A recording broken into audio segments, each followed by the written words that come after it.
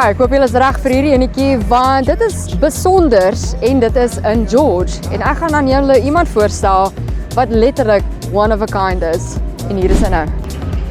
Hallo, my naam is Tristan Steikler. Ek is 'n BMX ryer en ek gee coach hier by Ground Zero. Ek het 'n besigheid Pedal Maniacs begin wat awesome is. Die kleinkinders love it en enjoy it. Wat ek doen vir die kinders is ek bou jumps, ek gee voorraad sodat hulle kan safe bly en goed soos dit. Ek leer balans en ek gee vir hulle die basic training wat hulle kort as hulle in die berge moet gaan om safe te wees en verantwoordelik kan wees. Die doel hoekom ek hierdie begin het, ek het dit so 2 jaar terug begin. Ek is 'n passionate fietsryer. Ek love die idee, ek love om te try, ek love om jumps te bou.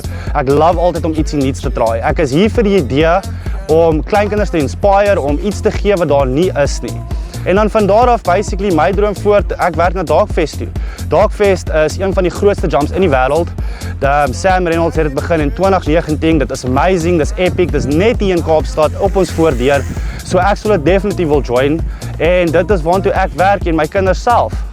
Ja, was hy. That was awesome. Regtig. Mense, ek het eers die maatjie, maar ek is so trots op hom. Hy's actually 'n baie skaam ouetjie. Jy sal dit eers sê nie, want hy's nie skaam vir daai jumpsie. So mense kom join hom. Ek sit al sy besonderhede hierso en tag gaga vir Darkfest. tag hulle. Tag gaga vir Darkfest want ons moet hom daar kry.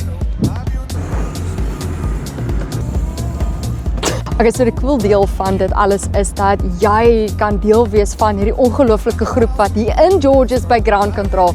As jy wil leer fietsry op hierdie manier, dan is hierdie plek vir jou. So kom uit, kom geniet julleself. Dit is om 'n lekker tyd te hê en hier is beslis 'n lekker plek.